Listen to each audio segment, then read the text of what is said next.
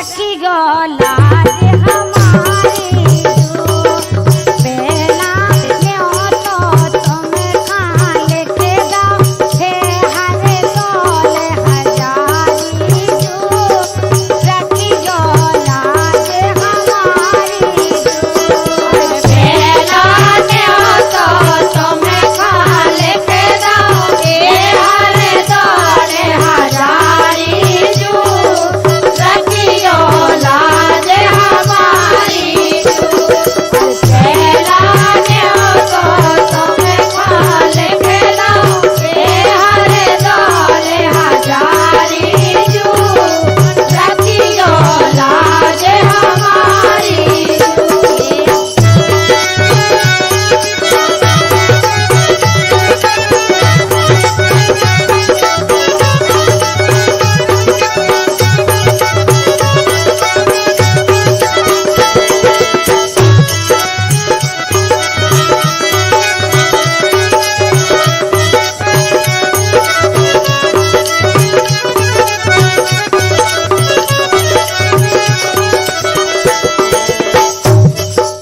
देखो आप पहला न्यो तो तुम खा लिख दाओ है हर दौल हजारी जू और रखियो लाज हमारी जू। क्या बात बिल्कुल सत्य है। शादी ब्याह में जब न्यो तो शपथ है तो सबसे पहले कार्ड उनके लाने न्यो तो दो जात। अब ये हर शादी ब्याह में आउट है हमारी आपकी पूर्ति करत शादी ब्याह में। देखो आप तो बात कह रही बहन को भाव देखो आप तो बात कह रही का कह रही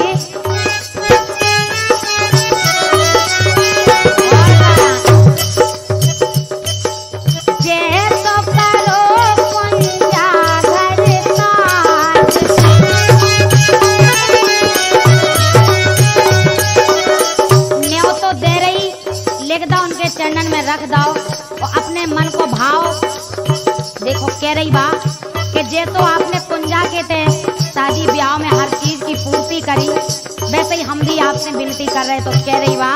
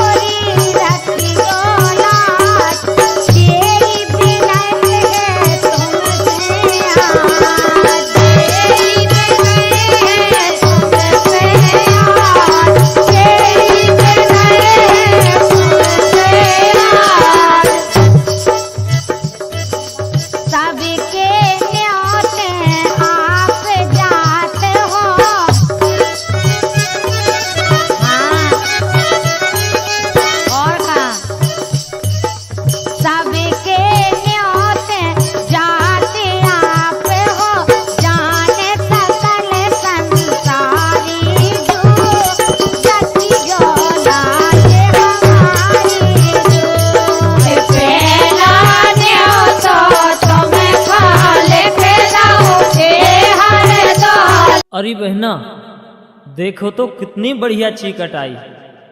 आज तक हमने ऐसी चीकट कभी नहीं देखी।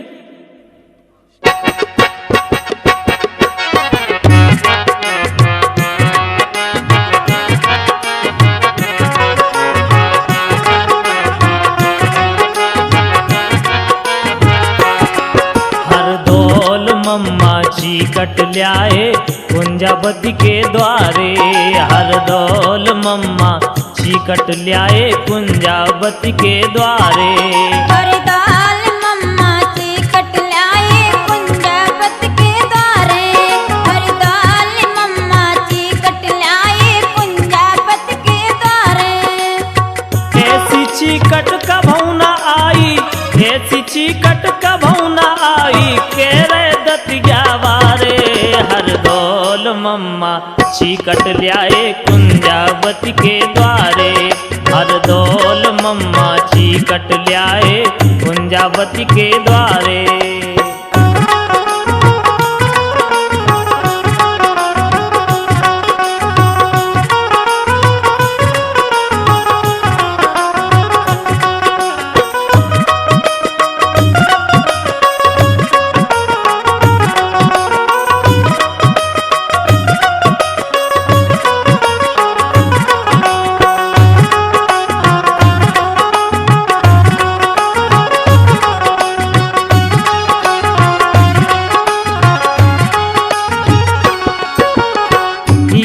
मोती भर भर ताल, हीरा मोती भर भर थाल, जेवर कपड़ा साल दो साल, जेवर कपड़ा साल दो साल, जेवर कपड़ा साल दो साल।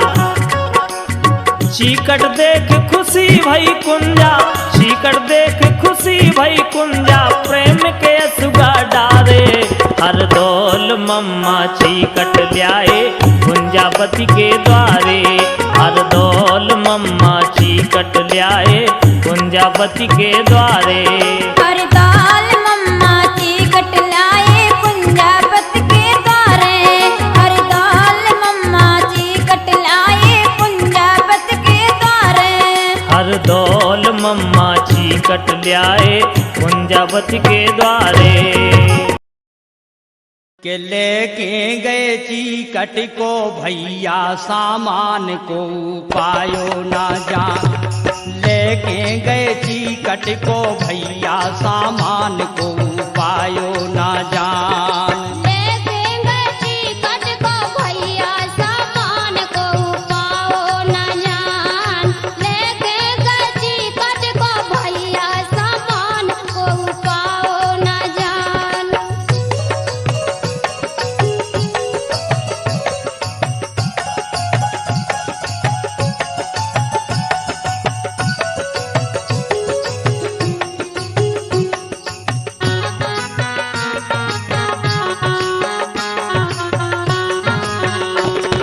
कैसो अचंभो, बैलगाड़ी तो जा रही लेकिन हकवैया को नहीं दिखा रहा हूं।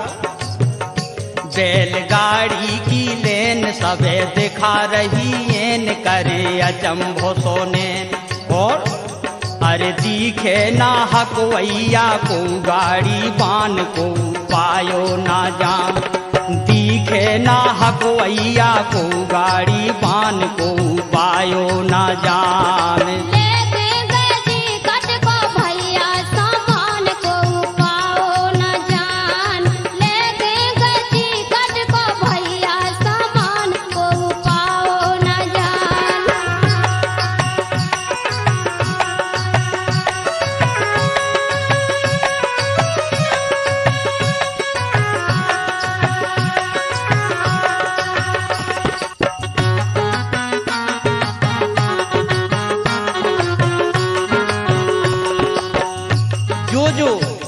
जो लगत है ब्याह में वो सब ले गए लाला हरदौल। देखो चाउरदार कनक लियाए, चाउरदार कनक लियाए, थार कैयक पहुँचाए, थार कैयक पहुँचाए, वस्त्र अनगिन पठवाए। चाउरदार कनक लियाए, थार कैयक पहुँचाए, वस्त्र अनगिन पठवाए।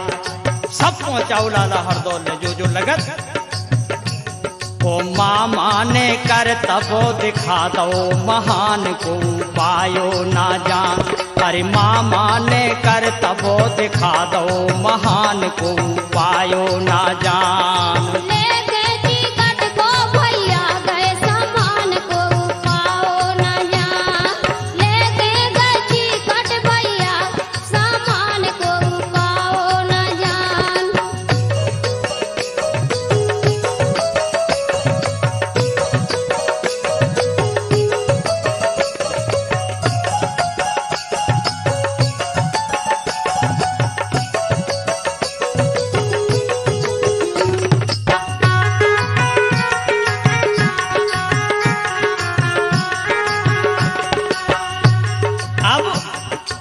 दरवाजे पे सब सामान पहुंच गओ एक एक करके, जाने काका जो लगत है वो।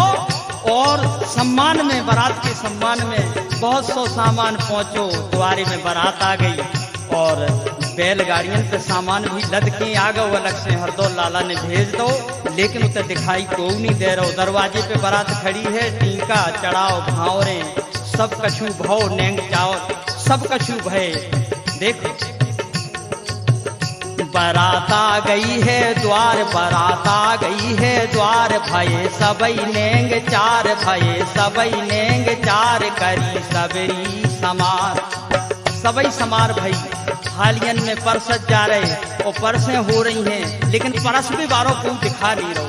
सबको अचंबो कर रहे हो कि देखो आप परस भी वाले दिखा नहीं रहे और बराबर सामान परसों जा रहे हो, तो बरतिया सब अचंबो खा गए कि आखिर है का बात। देखो मड़वा तारे बारात आ गई है द्वार भये सबई नेंग चार करी सबरी समार।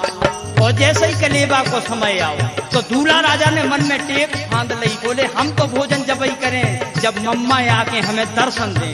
परस भी वाले सब जने दिखा रहे, लेकिन को परस रहो वो नहीं दिखा रहो को। तब दूल्हा राजा या तो उन्हें को उन्हें बता दो या फिर स्वयं इतने समझदार हते कि बोले अरे दूल्हा राजा कले में टेक लई ठान हमें दर्शन दोआ।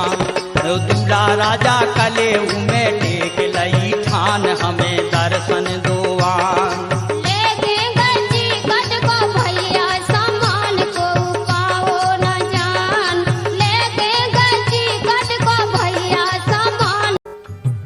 ये संग सखिया जनकपुर की बाला, ये संग सखिया जनकपुर की बाला, सिया ठाड़ी हाथ ले जय माला, सिया ठाड़ी हाथ ले जय माला।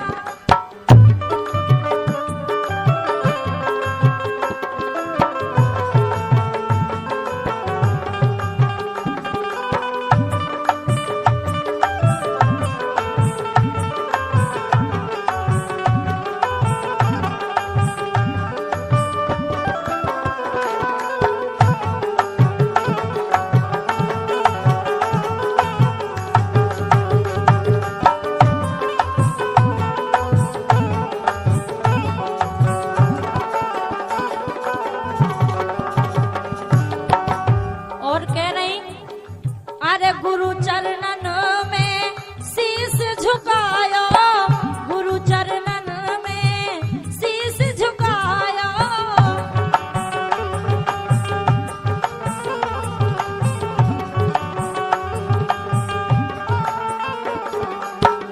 गुरु चरणन में शीश झुकाया, जनक नंदिनी मौका पायो, जनक नंदिनी मौका पायो।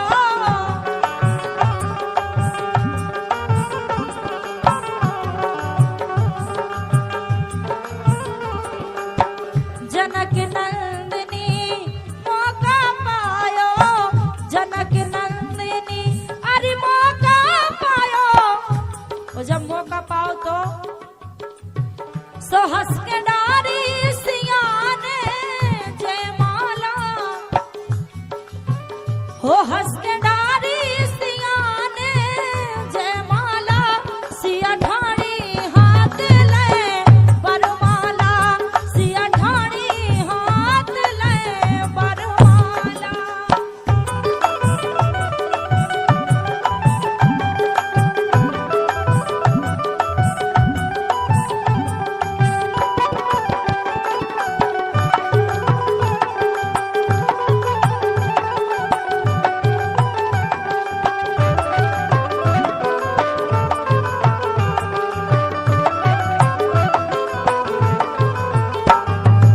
जय हो।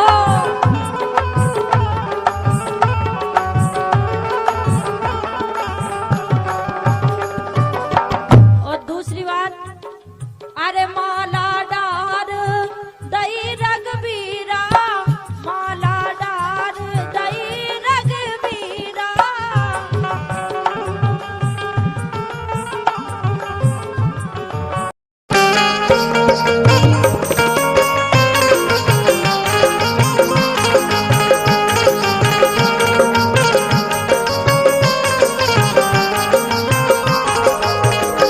ले लो कन्या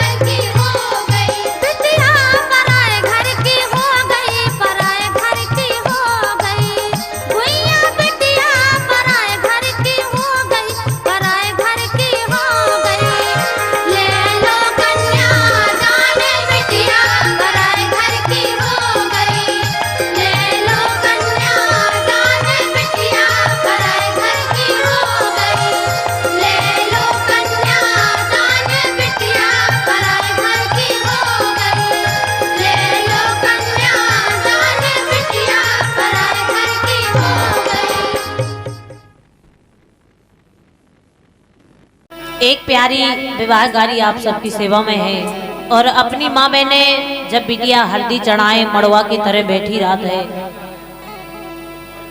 तो माँ बहने गाँव लगती वो बड़ी प्यारी गा रही है, गा रही कह रही का गा रही जो बताओ। बोली हाँ आरी कर दे पीरे हाथ तुम्हारे। बेचारी वो बिटिया के लाने गा रही है माँ बहने, और बोली सो कर दे पीरे हाथ तुम्हारे, बेटी जाओ ससुराल भले जो कर दे पीरे हाथ तुम्हारे, बेटी जाओ ससुराल भले जो कर दे पीरे हाथ तुम्हारे, बेटी जाओ ससुराल भले जो।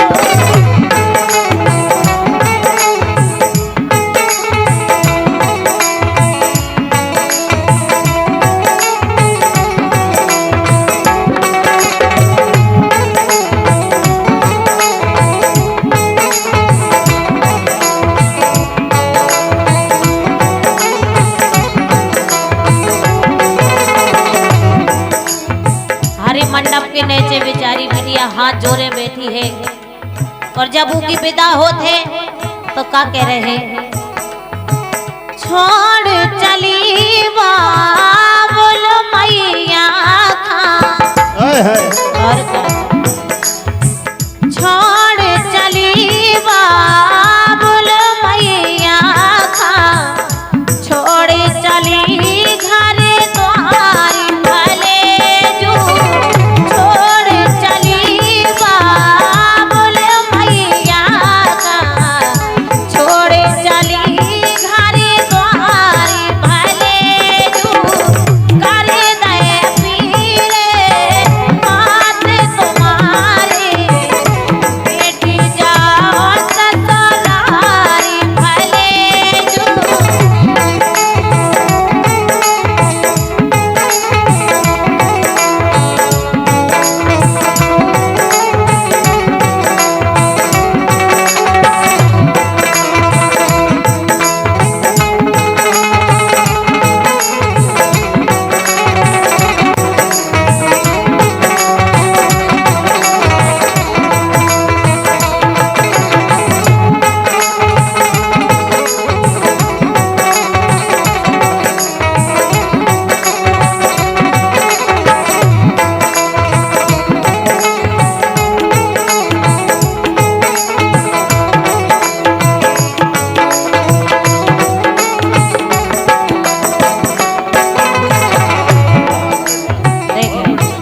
और जब वह बिटिया जा रही है, विदा हो रही है बेचारी बिटिया की, तो रोक जा रहे हैं और उनके घर परिवार वाले रो रहे हैं। और गाय भैया भाभी, भैया भाभी असुगा डारे। और का भैया भाभी असुगा डारे, लोरा सब परिवार भले जो, भैया भाभी असुगा डारे, लोरा सब परिवार भले